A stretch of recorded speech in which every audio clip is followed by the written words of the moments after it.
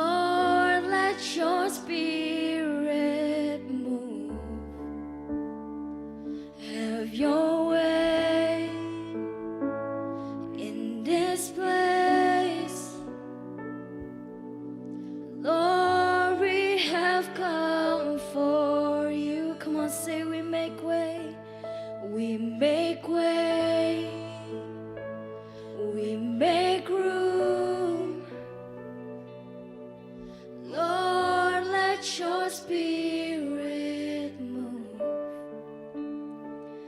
Have your way, yes, Lord, in this place. Lord, we have come for you. Come on, raise your hand and say, we make way. Yes, Lord, we make room. Oh, let your spirit move. Oh, let your spirit have your way, have your way. Yes, Jesus, Lord. Lord, we have come for. We make way, Lord, for you only.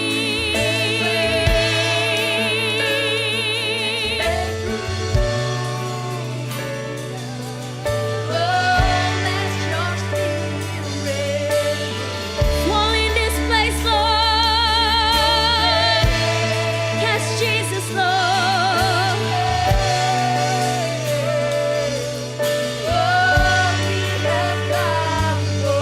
Come on, sing it again, say we make way.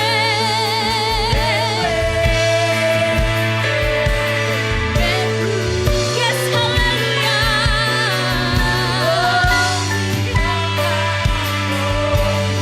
Oh, Jesus, Lord.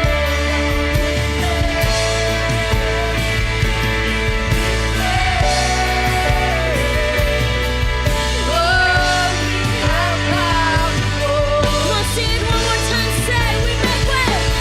Make way.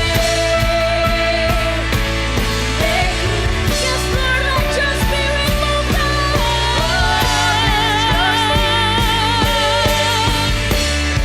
Yeah, have your way, have your way.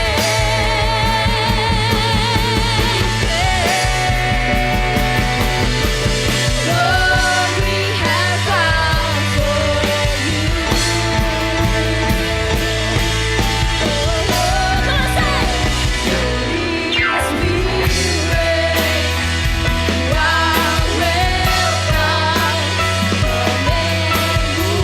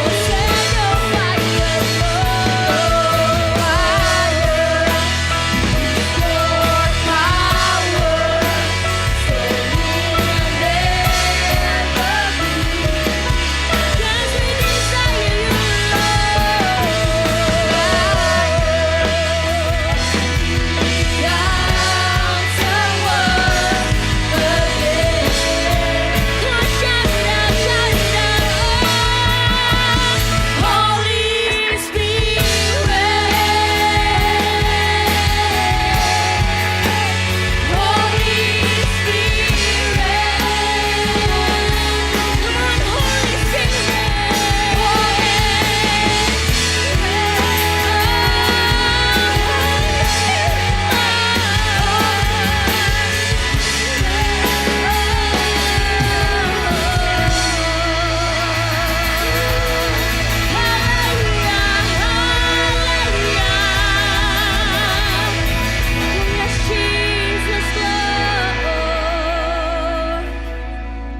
Ya Tuhan, biarlah ya Bapa, setiap pujian dan penyembahan yang kami naikkan ya Tuhan, bisa berkenan di hadapan-Mu ya Tuhan. Biarlah Tuhan, sebentar lagi kami akan mendengarkan firman Tuhan ya Tuhan. Biarlah firman Tuhan-Mu ini merema ya Tuhan di setiap hati kami ya Bapa. Terima kasih ya Tuhan, terima kasih ya Bapa. Mari teman-teman yang siap mendengarkan firman Tuhan katakan amin. Shalom teman-teman JC dan Youth. Gue berharap semua dalam keadaan yang baik dan sehat ya. Kita udah 2 tahun nih kurang lebih online service kayak gini nih. Kita udah jarang ketemu juga, udah jarang catch up juga. Kalaupun kita ketemu di onsite service, ya paling sekilas saja gitu ya. Tanpa tahu kabar masing-masing. So hari ini, sebagai teman-teman lu semua, gue cuma pengen nanya nih ke lu semua. Apa kabar teman-teman? Apa kabar? Puji Tuhan kalau secara fisik kita masih sehat ya sampai hari ini. Tapi yang pengen gue tanya lebih dalam adalah Apa kabar kerohanian kita semua? Termasuk juga kerohanian gue. Apa kabar nih kerohanian kita? Kalau boleh kita ingat-ingat selama 2 tahun pandemi ini, atau jangan jauh-jauh deh, mungkin ya sebulan atau seminggu ini, kalau boleh kita ingat, gue pengen nanya beberapa pertanyaan nih yang boleh kita renungin di awal ini. Yang pertama, ingat gak sih kapan terakhir kali kita doa sebelum melakukan segala sesuatu? Mungkin setelah bangun tidur, apa kalau masih doa? Atau buat teman-teman yang sekarang dari SMA mau ke kuliah, lo masih doain gak sih kuliah lo? Lo masih doain gak sih kerjaan lo gitu? Apakah kita masih berdoa, Tuhan kuliahnya yang ini bener gak ya? Apakah ini yang harus gue ambil? Apakah kita masih libatin Tuhan dalam setiap keputusan yang mau kita ambil lewat doa? Atau jangan-jangan kita udah mulai nggak doa nih. Udah mulai, ya kita merasa kita sukses, kita hidupnya aman. Ya udah kita udah mulai tinggalin doa. Atau yang kedua, ingat-ingat deh, coba kita ingat-ingat ya. Selama 2 tahun ini, kapan yang terakhir kali kita ngerasain pertolongan Tuhan? Atau jangan-jangan karena kita udah merasa bisa survive lewatin pandemi, keluarga kita aman, kita kuliah aman, sekolah aman, kerjaan aman, kita udah mulai merasa, ya memang ini hidup dari yang aman-aman aja gitu. Kita udah mulai merasa itu bukan pertolongan Tuhan. Kita udah mulai tawar gitu. Dan yang terakhir, kapan? Terakhir kali kita masih on fire banget buat punya hubungan yang deket sama Tuhan. Kapan terakhir kali kita masih on fire buat berdoa? Kapan terakhir kita masih on fire buat baca Alkitab? Apa jangan-jangan kita lebih on fire lihat TikTok kita gitu ya? Lihat Instagram kita, lihat story kita, bikin konten bahkan lebih semangat sekarang kayaknya ya. Orang bikin konten di TikTok lah, bikin parodi, joget-joget, bikin konten lucu, bikin konten sharing bahkan tentang investasi dan segala macam. Hebat banget sekarang loh anak-anak. Bahkan anak-anak yang lebih muda dari gue, yang usianya baru awal kuliah, udah share tentang investasi. Tapi gimana baca? Nah, yang pertanyaan berikutnya adalah, gimana? Kapan terakhir kita masih on fire kayak gitu untuk punya hubungan dekat sama Tuhan? Kalau kita masih stay sampai hari ini masih on fire, puji Tuhan. Tapi yang gue takutkan adalah, jangan-jangan kita udah mulai merasa males rohani. Jangan-jangan kita udah mulai merasa, bahkan udah bukan malas lagi, kita udah mulai cuek rohani. Atau yang ekstrimnya kita jangan-jangan udah mati rohani, teman-teman.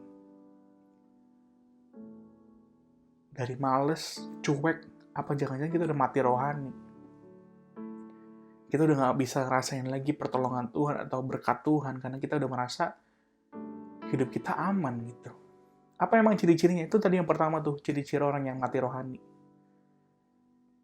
Dia ngerasa, ya hidupnya aman-aman aja, gue hidupnya diberkati Tuhan kok.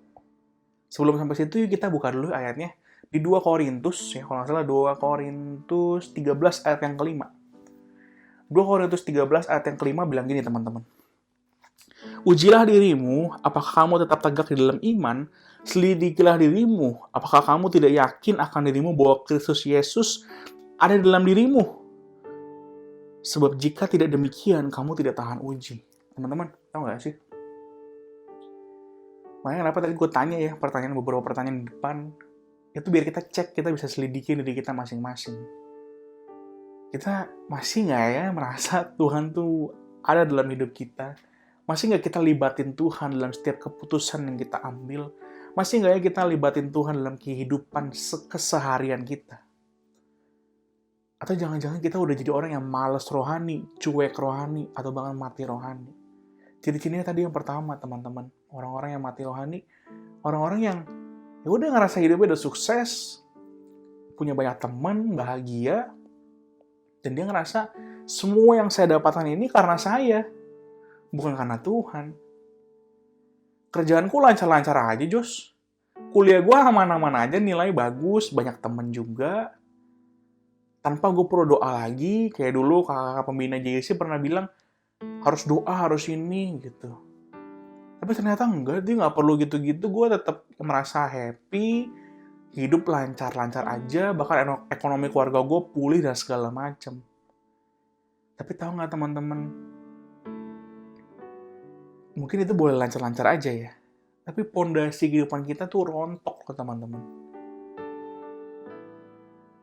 Nah, ciri yang kedua orang yang mati rohani, orang yang malas rohani lah kalau nggak ngomongnya ya.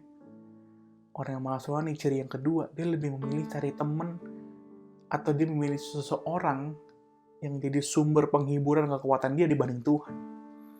Nah, kita cek nih ke diri kita masing-masing. Kita udah mulai lebih ngutamain seseorang tersebut atau tetap Tuhan? Seseorang bisa siapa ya? Temen lu, sahabat lu, pacar lu sendiri bahkan mungkin. Kita lebih memilih untuk, gue ke pacar gue aja deh. Kan dia sumber penghiburan dan kekuatan. Padahal sumber penghiburan dan kekuatan kita hanya Tuhan, teman-teman. Manusia mungkin boleh Tuhan pakai buat menghibur kita, teman-teman. Tapi, kalau kita udah bergantung sama manusianya, bukan sama Tuhannya, hanya kekecewaan yang kita dapat di akhir. Karena aku pernah bilang teman-teman, gak ada manusia yang gak mengecewakan. Semua manusia mengecewakan. So, makanya jangan kasih kepercayaan 1% ke manusia. Karena kalau kita kasih kepercayaan 1%, waktu dia mengecewakan, yang hancur hati kita 100%. Bukannya jadi benci dia, enggak, bukan gitu. Tapi maksudnya jangan bergantung sama manusia, tapi bergantung sama Tuhan. Nah, itu makanya ciri yang kedua orang yang mati rohani adalah dia yang udah mulai bergantung sama manusia dibanding bergantung sama Tuhan. Dia apa-apa cari teman, cari sahabat, cari pacar, dibanding cari Tuhan untuk dapetin kekuatan dan penghiburan. Itu ciri yang kedua. Ciri yang pertama tadi, kalau kita udah mulai ngerasa hebat sendiri. Ciri yang kedua, orang-orang yang udah cari orang aja deh, cari teman aja deh. Sebenarnya bukannya kita nggak mau cari Tuhan, kadang kita jadi lupa. Karena apa? Karena kita udah mulai jauh dari Tuhan tanpa kita sadari, teman-teman. Yang kayak gini-gini tuh kadang bukan pilihan kita untuk jadi mati rohani, enggak. Tapi kadang kita nggak sadar, karena kita udah terlalu jauh jalannya. Karena kita udah terlalu jauh jaraknya sama Tuhan.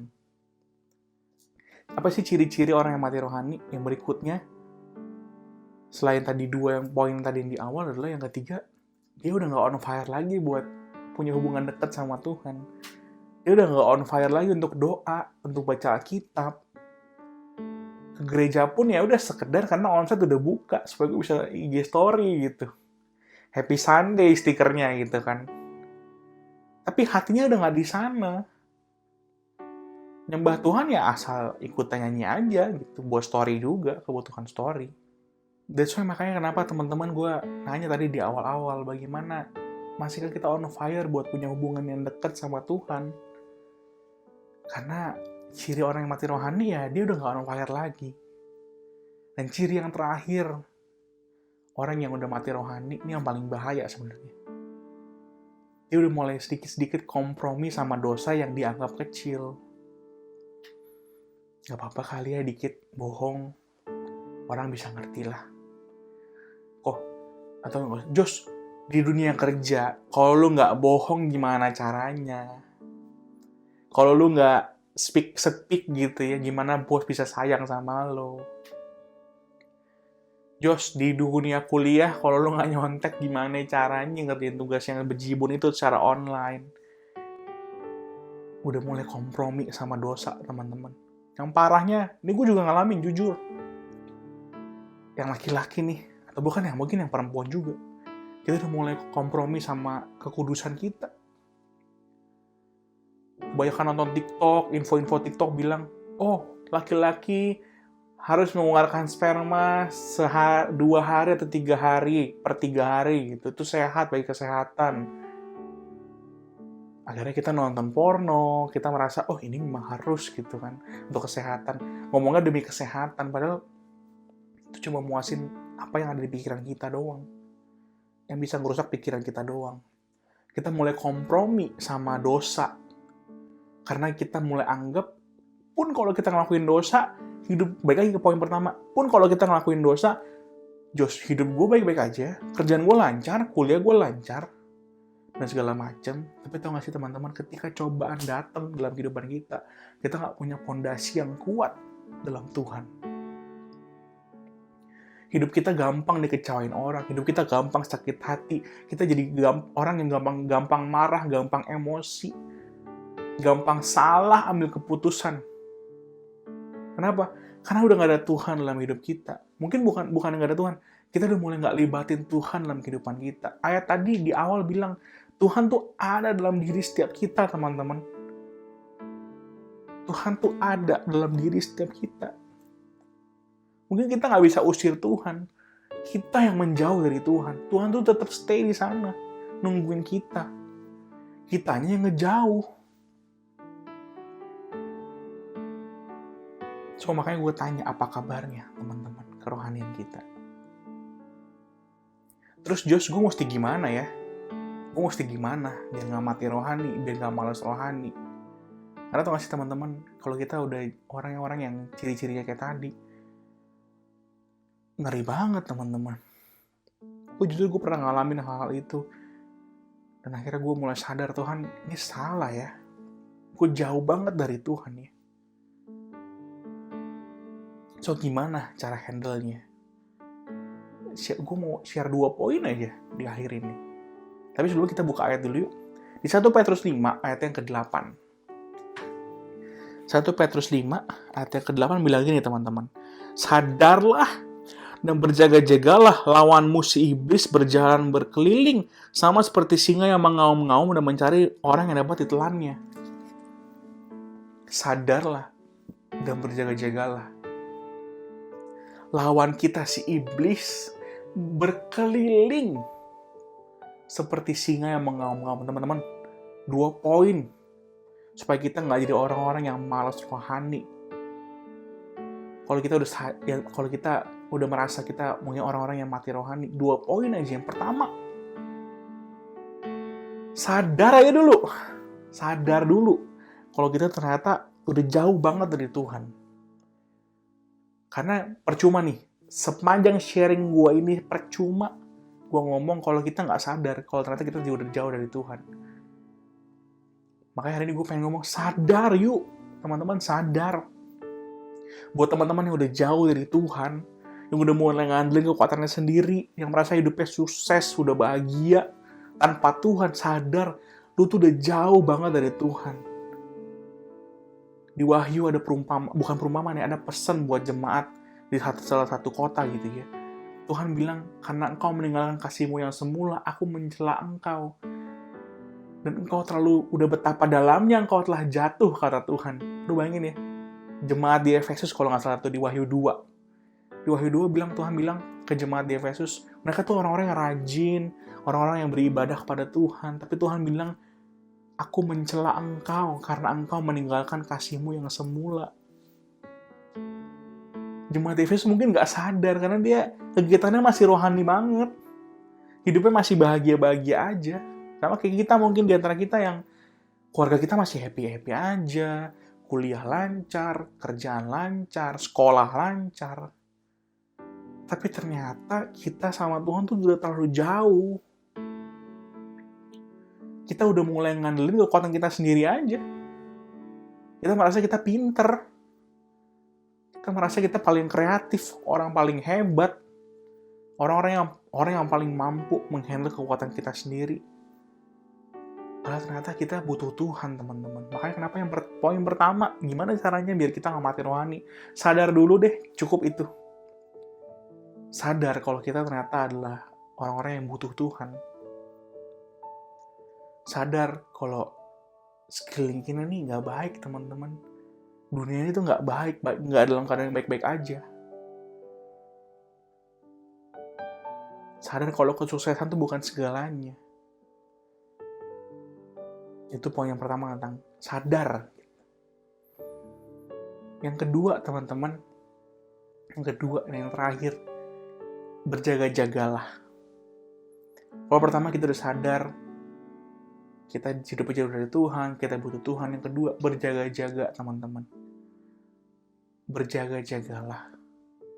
Tahu gak sih, teman-teman, waktu itu Pastor Rubin Ong pernah bilang gini ya, di salah satu ibadah Paskah dia pernah bilang gini, mata uang kehidupan kita tuh waktu gitu.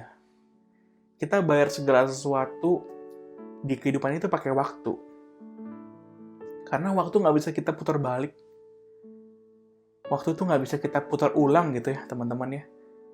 Tua tuh, menjadi tua itu pasti, teman-teman. Naik terus, naik tingkat terus, dari sekolah ke kuliah ke kerja itu pasti.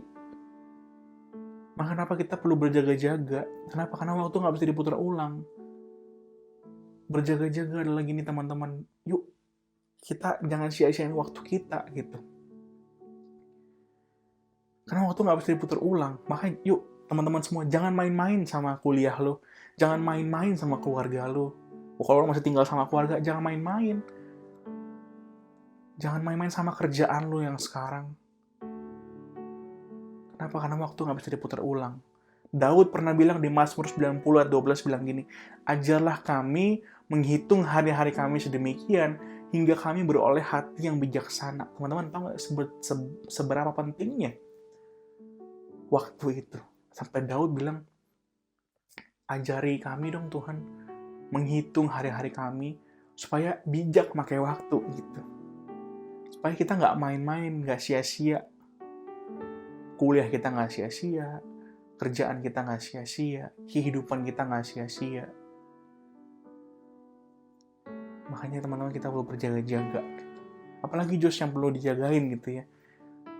Yang berikutnya adalah yang perlu dijagain adalah hubungan kita sama Tuhan. Di Matius, Markus, di pasal-pasal Injil itu pernah bilang, kasihlah Tuhan Allahmu dengan segenap hatimu, jiwamu, dan akal budimu. Masihkah kita mengasihi Tuhan dengan 3 hal itu, teman-teman, sampai dengan hari ini? Masih kita berjaga-jaga untuk punya hubungan yang dekat sama Tuhan dengan 3 hal itu? Masihkah kita percaya dengan hati kita sama Tuhan? Masihkah kita mendorong jiwa kita, rasa mau kita buat punya hubungan dekat sama Tuhan? Masihkah kita pakai akal budi kita buat ngatur waktu buat punya hubungan dekat sama Tuhan? Atau kita cuma hati bilang percaya, masih percaya sama Tuhan, masih Kristen, tapi kita udah mulai ogah-ogahan, jiwanya udah mulai kita nggak latih gitu. Udah rasa nggak mau buat dekat sama Tuhan.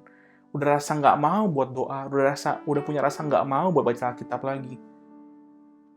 Bahkan kita udah nggak pakai akal budi kita buat ngatur waktu, buat punya hubungan dekat sama Tuhan. Kita lebih pakai kepintaran kita buat kerja, buat kuliah. Yang akhirnya kayak tadi, kita jadi mati rohani. Kenapa? Karena apa-apa kita terlalu mengandalkan diri kita sendiri tanpa melibatkan Tuhan. Kita merasa hebat, kita merasa Superman. Kalau ternyata pondasi karakter Kristus dalam hidup kita bobrok banget. Seketika Tuhan snap aja kasih masalah atau cobaan, gue yakin pasti kita runtuh, teman-teman. Karena kita nggak punya pondasi yang kuat dalam Tuhan. Kita nggak punya kekuatan yang sesungguhnya. Kenapa? Karena sumber kekuatan penghiburan kita, teman-teman kita. Sumber kekuatan dan penghiburan kita, gadget kita, hiburan semata gitu ya. Bukan hiburan yang kekal, bukan kekuatan yang kekal daripada Tuhan. Makanya ya, setelah kita sadar kalau kita jauh dari Tuhan, yang berikutnya berjaga-jaga. Yuk jagain hubungan kita sama Tuhan, supaya kita punya hubungan yang dekat. Jagain waktu, jangan main-main sama waktu. Dan gimana caranya supaya kita bisa berjaga-jaga, teman-teman? Yang terakhir, yuk cari circle, cari pertemanan, cari komunitas, mungkin cool, atau orang-orang yang lu anggap kakak mentor dan segala macam. Carilah orang-orang, circle-circle yang support lu dan bisa membawa lu lebih dekat sama Tuhan. Bukan orang-orang yang cuma menghibur lu semata, bahagian lu semata, bisa ketawa-ketawa, happy-happy. Gue bukan yang bilang musuhin mereka, enggak, jangan dimusuhin juga. Karena kita juga harus mengasihi mereka. Tapi, yuk mulai mendekatkan diri lagi sama kakak-kakak rohani, sama kegiatan orang-orang yang mungkin ada orang-orang yang mungkin bukan di gereja kita gitu, tapi orang-orang ini orang-orang yang cinta Tuhan, orang-orang yang melayani Tuhan gitu ya. So, yuk mulai dekatkan diri lagi sama circle-circle yang membangun ini. Ada ayatnya teman-teman di 1 Korintus 15 ayat 33 bilang gini, janganlah kamu sesat, pergaulan yang buruk merusak kebiasaan yang baik. Dulu kita punya kebiasaan yang baik buat baca Alkitab. Dulu kita punya kebiasaan yang baik buat berdoa. Dulu kita punya kebiasaan yang baik buat punya hubungan dekat sama Tuhan. Tapi kalau kebiasaan baik itu hilang, cek pergaulan kita. Jangan-jangan pergaulan kita udah mulai jadi pergaulan yang buruk. Pergaulan kita pergaulan nggak cuma bicara teman-teman. Mungkin lu yang udah punya pacar, mungkin ternyata pacar lu, gaya pacaran lu udah mulai menjauhkan lu dari Tuhan. Yuk, kalau udah ngerasa kayak gitu, kalau udah sadar, yuk mulai berjaga-jaga, mulai dekatkan diri, open diri kita sama circle-circle, sama lingkungan-lingkungan yang bisa membangun kita, yang bisa mendekatkan diri kita sama Tuhan. Bukan berarti musuhin yang lain, enggak, gue nggak bilang musuhan. Tapi gue cuma bilang, yuk kita mulai ambil aksi gitu buat cari circle-circle yang bisa ngebangun kita. Karena itu penting banget teman-teman. Karena gue tahu kita juga nggak bisa sendirian. Tapi kita perlu cari pergaulan yang baik dan benar untuk menopang kita semua. So itu aja teman-teman buat hari ini. Gue cuma pengen kita sadar dan berjaga-jaga. Karena jangan sampai kita jadi orang-orang yang malas rohani, cuek rohani, bahkan mati rohani. Orang-orang yang terlalu ngandelin dirinya sendiri, udah merasa sombong. Mungkin kita nggak ngerasa sombong ya, mungkin nggak ngerasa, tapi nggak sadar kita udah mulai ngeluarin kekuatan kita sendiri tanpa Tuhan gitu. Mungkin kita udah orang-orang yang udah mulai nggak on fire, bahkan kita udah kompromi sama dosa. Karena kita anggap, dosa kecil, Tuhan ngerti lah. Oh ini tuh buat kesehatan, oh ini buat kita dapat teman dan segala macam. Padahal no, nggak gitu. Akhirnya gue cuma pengen bilang, yuk teman-teman sadar dan berjaga-jaga. Tuhan Yesus berkati ya teman-teman semua. Yuk kita berdoa. Bapak yang surga, kami mengucap syukur dan berterima kasih buat firman-Mu hari ini. Bila firman-Mu hari ini menegur, mengajari, mengingatkan kami, untuk kami boleh refleksi diri, untuk boleh renungin lagi ya Tuhan. Seberapa jauh ya Tuhan kerohanian kami ya Tuhan akhir-akhir ini. Kalau kami udah jauh banget dari Tuhan, Tuhan ampuni kami ya Tuhan akan segala dosa dan kesalahan kami. Tuhan ampuni kami ya Tuhan kalau kami udah terlalu jauh dari Tuhan. Terima kasih ya Tuhan kalau Tuhan udah boleh mampukan kami, kuatin kami, berkati kami sampai dengan hari ini ya Tuhan. Walaupun kadang kami gak sadar kami menyakiti hati Tuhan, karena kami merasa karena kami hebat doang ya Tuhan. Padahal semuanya karena perkenanan Tuhan dalam kehidupan kami. Tuhan terima kasih ya Tuhan buat penyertaan-Mu ya Tuhan dalam kehidupan kami. Kami serahkan kehidupan kami ya Tuhan, misalkan keluarga kami, kuliah, pekerjaan, sekolah kami dalam tangan kasih-Mu ya Bapa. Dari firman hari ini juga yang kami dengar, gak cuma kami dengar, tapi kami lakukan dalam kehidupan kami sehari-hari ya Tuhan. Terima kasih ya Tuhan, terima kasih ya Bapa. Di dalam nama Tuhan Kristus kami sudah mengucap syukur, haleluya, amin. God bless you teman-teman. Teman-teman yang dikasih Tuhan, mari kita angkat kedua tangan kita. Terimalah berkat, damai sejahtera, sukacita dari Bapa Surgawi, dan kasih karunia yang melimpah-limpah dari Tuhan kita Yesus Kristus, dan persekutuan yang manis dengan Roh Kudus. Sampai nanti Tuhan Yesus akan datang menjemput kita semua di awan-awan yang permai. Semua yang percaya sama-sama kita katakan amin.